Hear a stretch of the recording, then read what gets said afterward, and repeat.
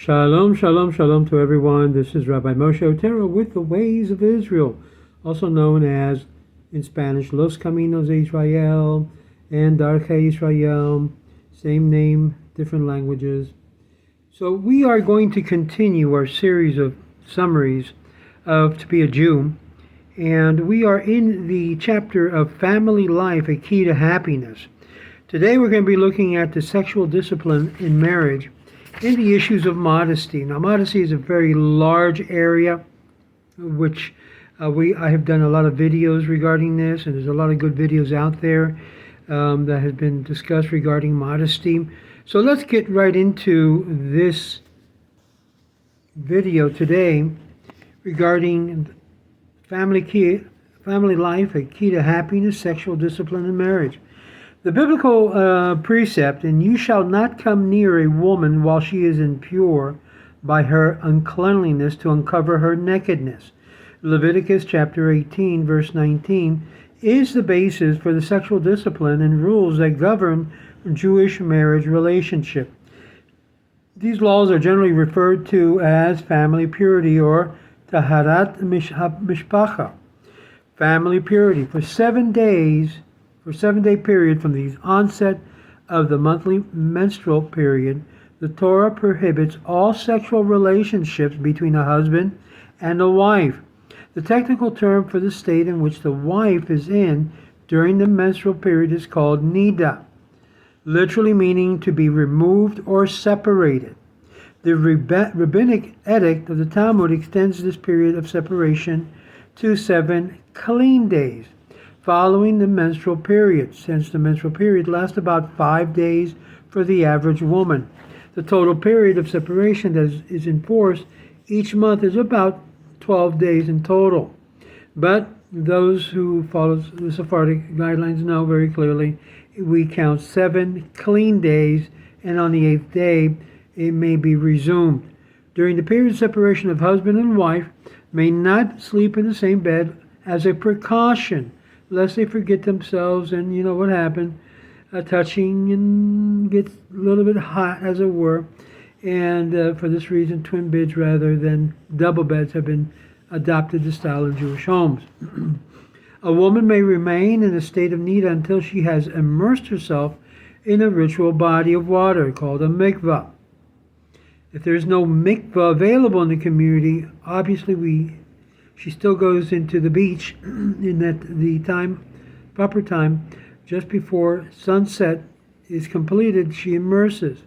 The immersion is a ritual act which divides the two periods of time: the period of separation, when marital relationships are forbidden, and the period of the union, when such relations are not permissible, but regarded as an essential to physical and mental health.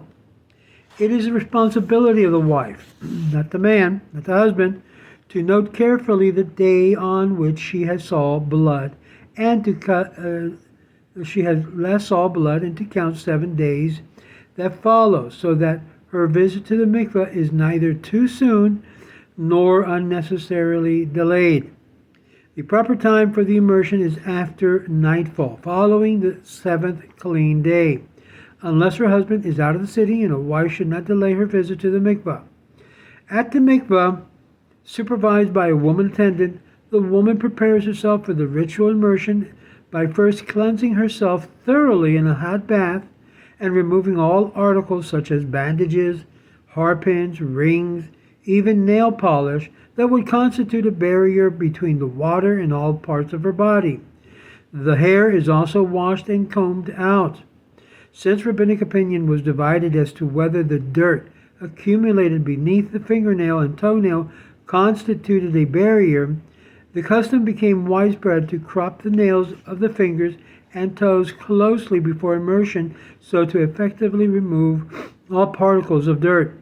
When the custom is not followed, the immersion is not disqualified, since in the opinion of some authorities, and that of the Mishnah, many poskim, is very clear that as long as the nail is clean, in its principle it constitutes no barrier. And this, you can find this in Yoredeus 198 and Shak 25. It is of interest to note that natural fertile period in a woman, which lasts about 3 days, generally falls at the conclusion of the 12-day period. It's a reason for the ritualariums or mikvaot are usually open to the public only during the evening hours. Now, it is our day the widespread practice to wear long nails and to take great effort in caring for them, and the cosmetic instrument, nails, files, brushes, that are effective in removing the accumulated dirt and thorough cleansing under the nail should prove no deterrent to going into the mikvah.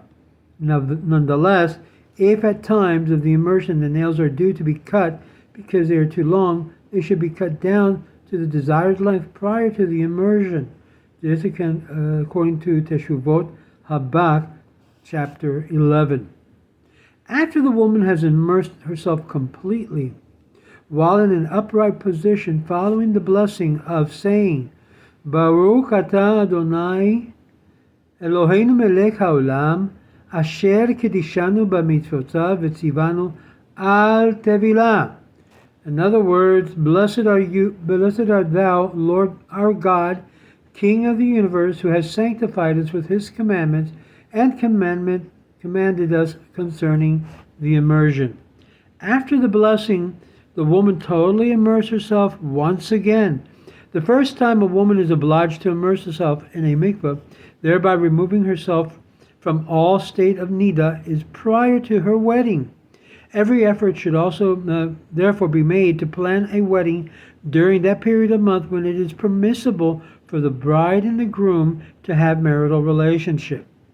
According to the biblical law, a woman is also considered in a state of impurity, tumah, for 7 days following the birth of a son and 14 days following the birth of a daughter.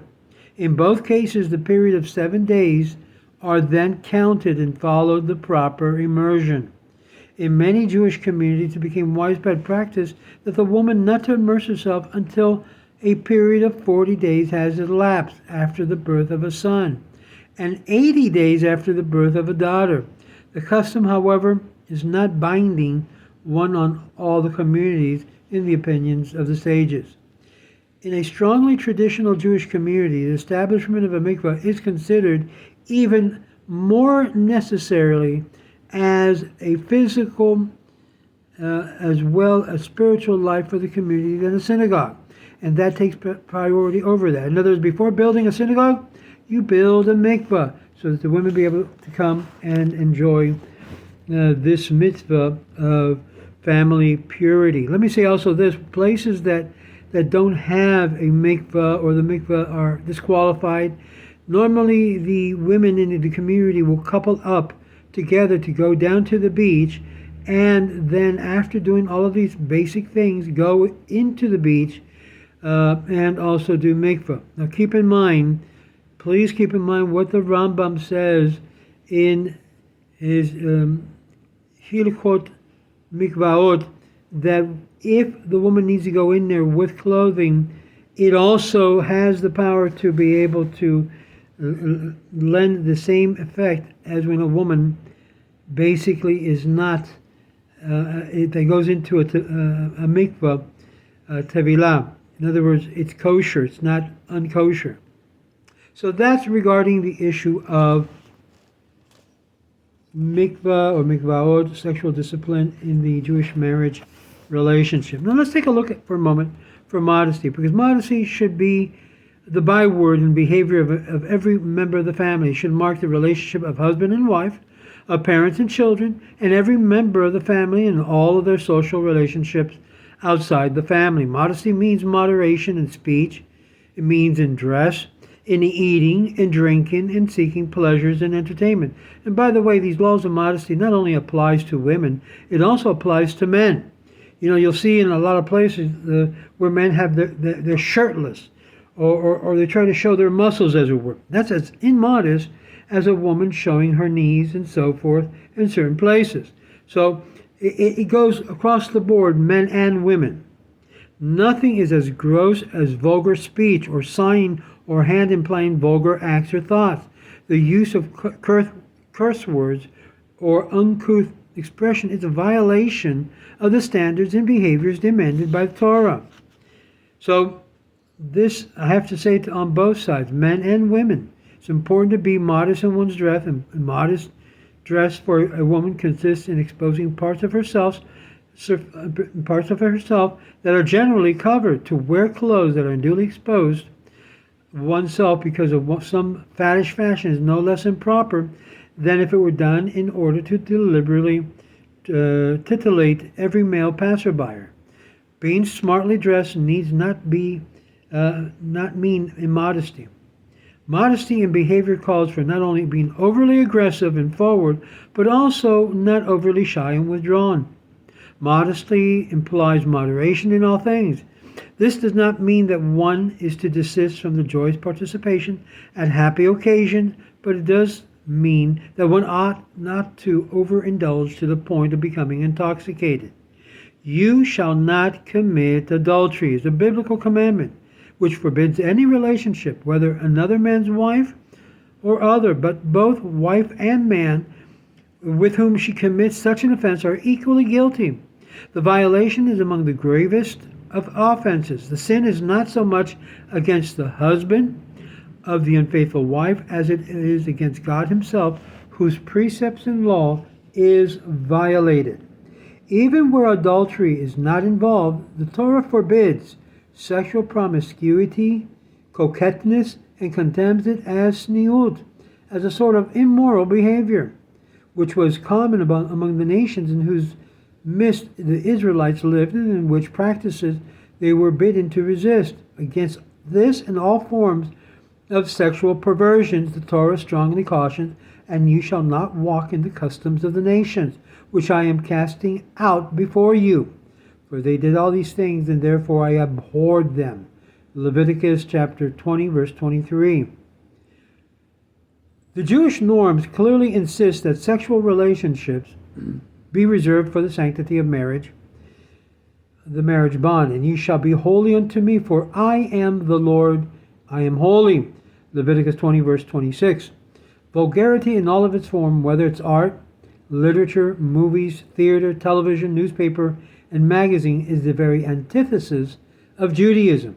Public display of nudity, sensual lust, and promotion of sexual licenses constitute the sort of vulgarity against which Judaism set itself apart from the very inception. The Jewish objection to the manner and morals in the days of the pagan deities of Baal and Astarte, and in the heydays of the Greek and Roman hedonism, are just as applicable to contemporary swinging America. In other words, trading sexual partners, which has become, in some segments of the Jewish society, an abhorrent reality. The fact that moral attitude of the masses is changing that, and they're becoming more tolerant and indeed more receptive to this type of license, does not mean that these new standards should now be condoned. What it should mean is that for us is a struggle to maintain the traditional sacred Jewish values that has now become harder than it has been for a long time. What it means is that it's renewal for the spiritual struggle that has had to be waged over the century. If once again it were to mean Israel engaged in a moral struggle, that would certainly be nothing new. And as a result of all of this, we see in our new area that of 2 points that we're going to cover very quickly, which has to do with abortion and birth control. Abortion, which really a lot of the promiscuity and the sexual freedom that even in the Jewish world we see taking place, leads many times that the person or the woman in particular becomes impregnated. And becoming impregnated outside the bond of marriage or of marriage is something that is still looked at as not really a good thing. Abortion, however, although the decision on aborting the birth must be made separately in each case, the authoritative rabbinic opinion should be sought in each particular instance. There are religious guidelines regarding abortion, which are derived from biblical and Talmudic sources.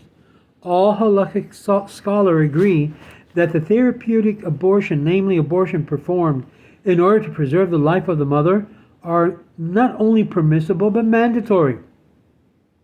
The stage of pregnancy doesn't matter. Wherever there's a question of the life of the mother or of the unborn child, Jewish law rules in favor of preserving the life of the mother. But this is not a license necessarily that is given for free abortion at any time, even to the point where the child is to be born.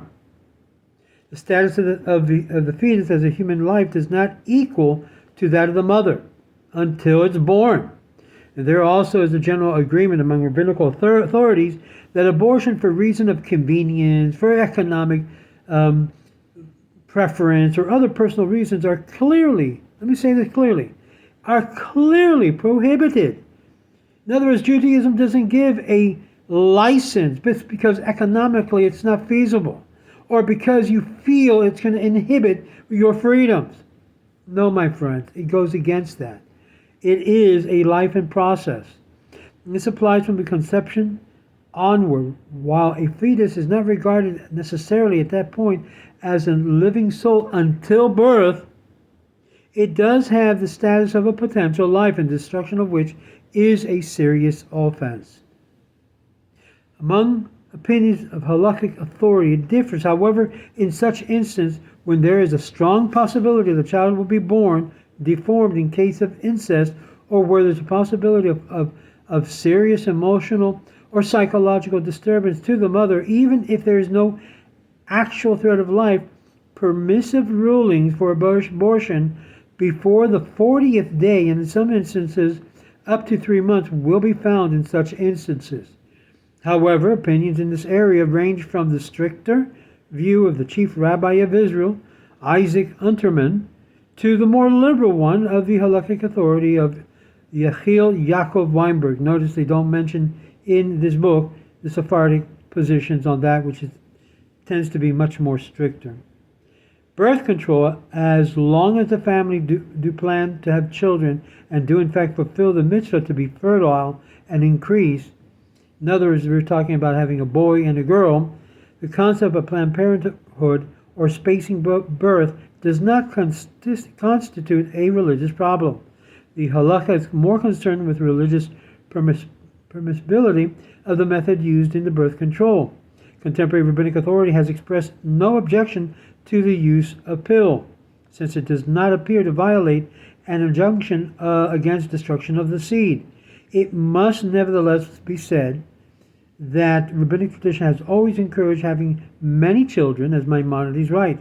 Even if a person has fulfilled the commandments to be fruitful and increase, he is still enjoined not to refrain from fruitfulness and increase as long as he is able to.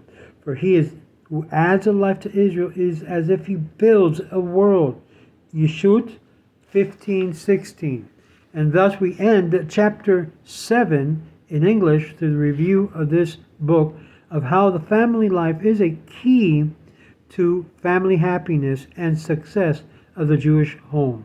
This is Rabbi Moshe Otero. I hope this chapter in this series is being of great help to you as you plan to live a Jewish life within family life, which is really the key to happiness. Shalom, shalom.